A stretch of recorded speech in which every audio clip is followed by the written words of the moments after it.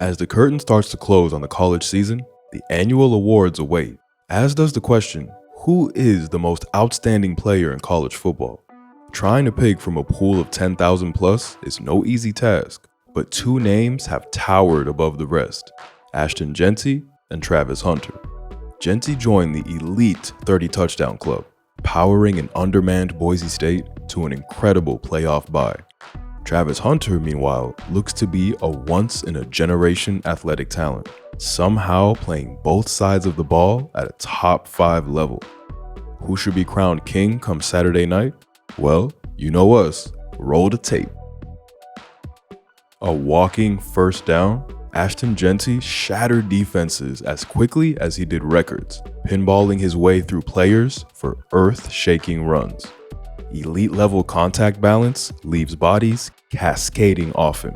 Clean attempts and even form tackles aren't enough to bring him down, as Jeanty runs with the mass of a gas planet, sending defenders to their doom. It's a simple split zone here, but Wazoo looks to be all over. But just because you brought the squad doesn't mean Jeanty will be denied. Reading the line lose the battle, Jeanty looks pinned in, but makes a terrific jump cut to avoid the knifing linebacker, breaking the backside ends tackle in the process.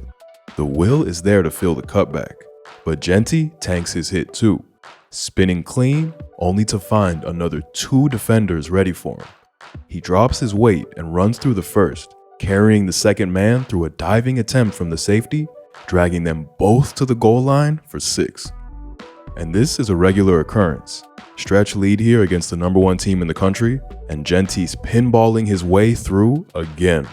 The D tackle beats the reach block and has a chance at him in the backfield, but a stiff arm sends him tumbling. The defense has won the edge, forcing Ashton to cut it north, but as he does, 2 players fit the gap he's aiming for. No worries though, as he runs straight through the attempt, using the contact to bounce himself wide and into space. He's got the burst to the edge, and even with 2 guys pinning him to the sideline, he won't be brought down. Even form tackles aren't enough to bring this man to the turf. The backer is going to fit the gap Jeanty is aiming at with no time to react. And despite being in perfect position to wrap up and deliver a hit, he just bounces straight off him. Jeanty rejects the idea of being tackled, stiff arms the chasing end, then shows us that burst again, turning the corner to get every yard available. With a center of mass that appears to be below the turf, you just can't seem to get a grip on this man. But the best is yet to come. The burst he ends these runs with is elite, and if he sees even a glimpse of daylight, whew, it's crib. Running outside zone, more D-line penetration is going to force improv mode, of which Jeanty is a black belt. The nose cuts off the stretch angle, so Jeanty quickly weaves around him, powering through the linebacker's attempt, then eating a shot from the safety. Pinned in, 2 more players look to have him in their sights, but again, he shows us that pinball wizardry, using the contact to bounce himself into space. And now with daylight, he's just gonna take the fuck off. Ain't no stopping this man. Versus Georgia Southern in the opener, he made them boys look like a damn JV team. Running the counter here, a well-blocked concept sees him hit the gap with pace, and the outcome feels inevitable. Jeanty runs through the first tackle, high knees his way through the second, and turns on the Jets. A hustling corner tries his best, but a stiff arm sends him in the turf as Jeanty scampers in. And you best be ready from snap 1, because Ashton ain't starting no game softly. More double pullers gets him to the edge, and more good balance has him running through 2 arm tackles. The safety looks to match his burst, but Jeanty runs straight through his attempt too, turning on the Jets to take it home. And this is just a selection of the crib calls. I have 7 more 50-plus yard scores I can show you, and we'll definitely do so in our full draft evaluation of him in March. So you better be subscribed for that. All this balance and power also makes him deadly in short yardage. The safety knows he's going to get the ball on the goal line and fits the run perfectly, dropping his leverage and lining up with perfect form for the tackle. But Jeanty just bulldozes him, leaving him questioning his life choices as he drags 2 more in for the score. Similar fate awaits multiple defenders on this goal line plunge, as Genty gets the ball on the power split backs concept. Quick feet have him avoiding inside traffic to get behind his blockers, but with 4 defenders closing in, he looks like he's going to be short. But this is a superhuman we're talking about, and he just runs through them all, walking into the end zone still on his feet. Freak! And if you can get a hold of him, he'll just carry you for the yards needed.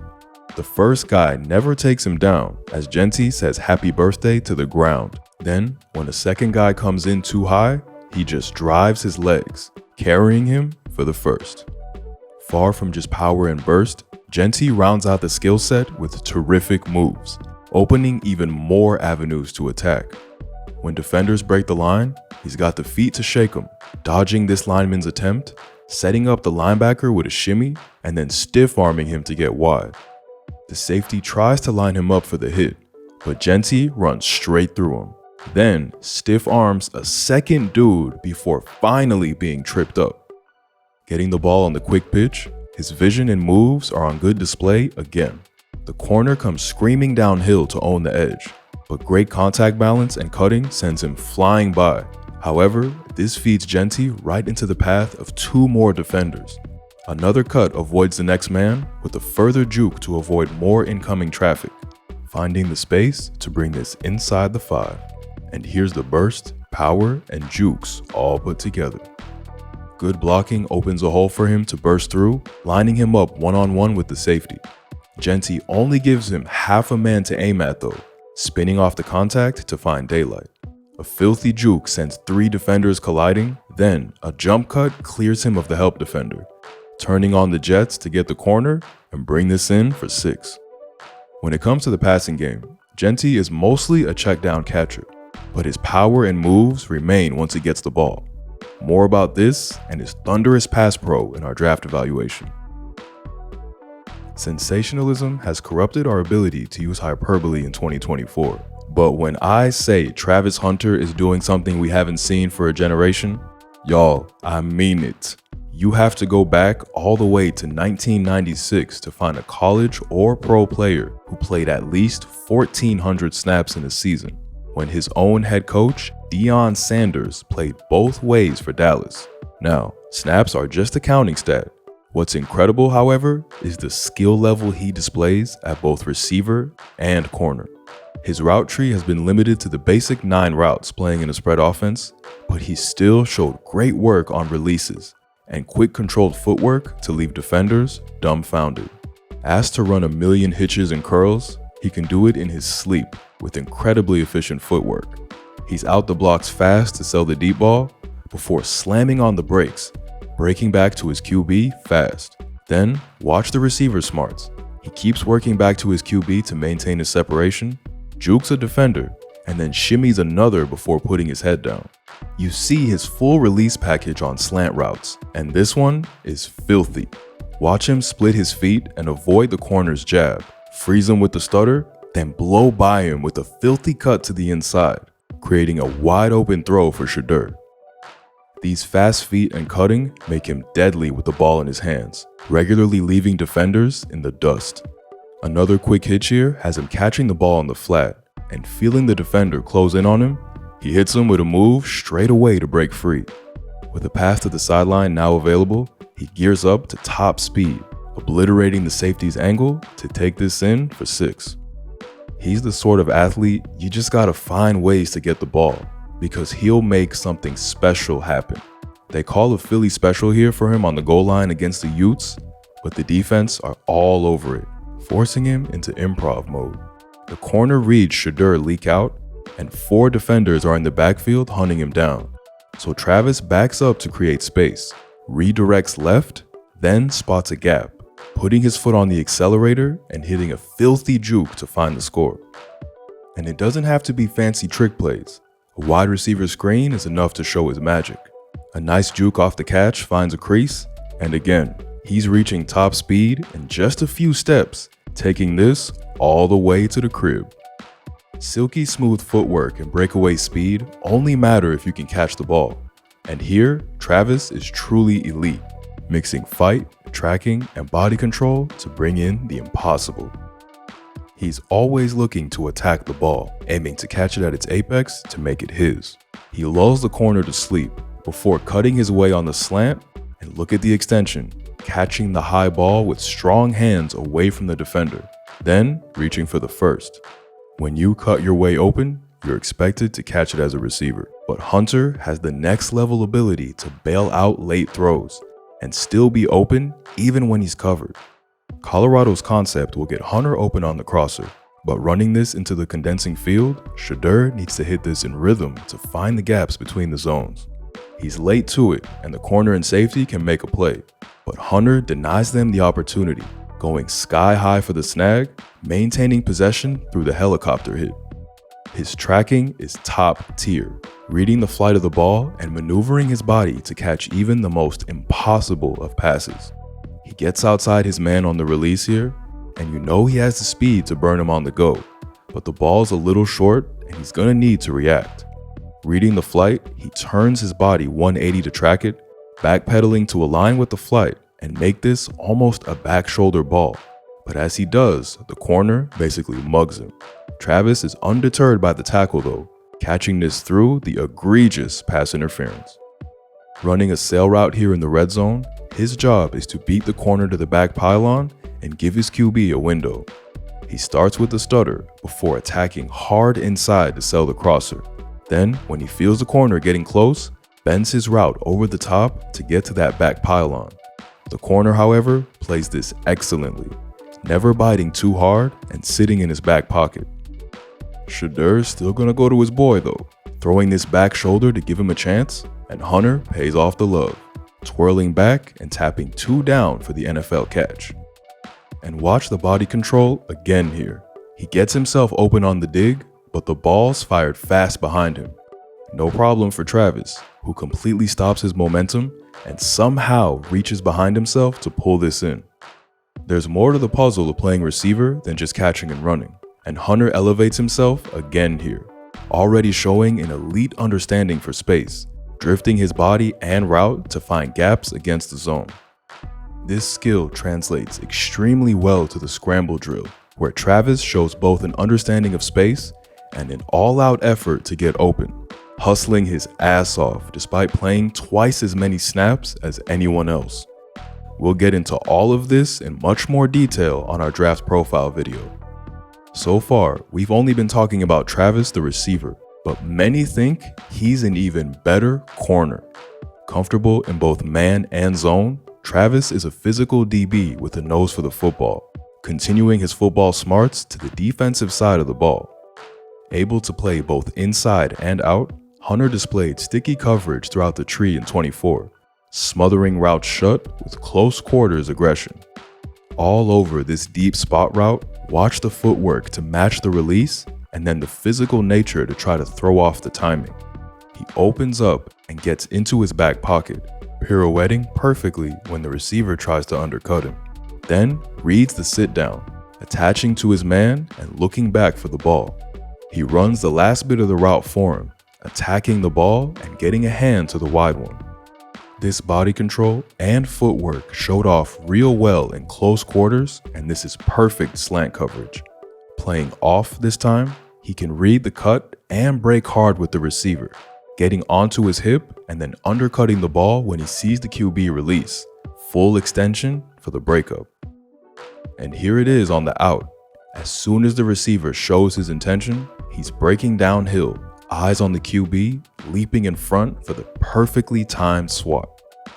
Not afraid to take the fight to the receiver, Travis plays the possession with aggression, especially when lined up as a boundary corner.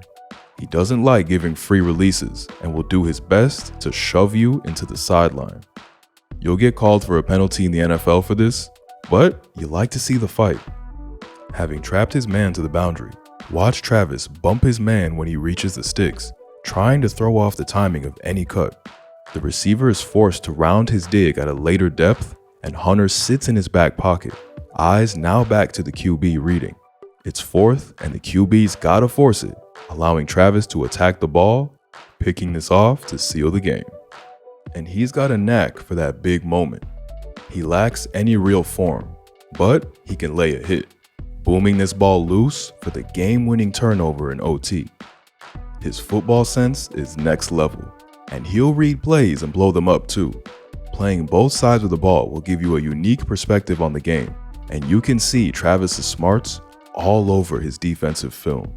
Recognizing the formation from his film study, Travis knows if they want to throw an RPO out of this Twins look, the QB is going to have to pivot to throw it, so has his eyes latched to him. As soon as he turns, Travis is downhill, dodging the block and going right through the receiver's legs for the tackle for loss. Move out the way, Ty Lue. And here's good alertness and hustle to create a turnover. Great coverage to stick with his man on the fade release, not biting too hard, and being in position to hitch up. Again, eyes in the backfield off the cut. He reads the QB going long, so tracks it to see if he can be part of the play, putting him in perfect position on this tip drill, leading to the INT. There are some holes in his game. He gets caught in traffic too often, he can struggle to get off blocks, and his route tree is limited. But I don't think we've ever covered a more well-rounded and skilled football player. He is playing two positions to a top 5 level. 2 positions, y'all. 2. So what does it mean to be a Heisman? Well, the committee says it's awarded for outstanding performance which best exhibits the pursuit of excellence with integrity. Winners epitomize great ability combined with diligence, perseverance, and hard work. For this, both men are deserving. Genty has single-handedly carried his team to a bye in a new playoff format and thoroughly deserves the love and attention. But if we're awarding based on who is the most outstanding player, to me, it's Travis Hunter. Many defensive guys have cameoed on offense, but we haven't seen anyone play both sides of the ball to this level in over 60 years. This is the type of shit you really only see in video games. How Travis translates to the NFL is going to be incredibly intriguing, and I really hope we get a coach that does allow him to at least try playing both sides of the ball full time. He doesn't have to play every snap like he's been doing in college, but I really do think he has the talent to go both ways. So for me, Travis Hunter should win the award come Saturday night. But I do understand the argument for Genty, and he'll be plenty deserving if it does land his way. But what do y'all think? Tell us who you think should win the Heisman down in the comments below. And don't forget to like and subscribe and follow us over on Patreon for more football thinking.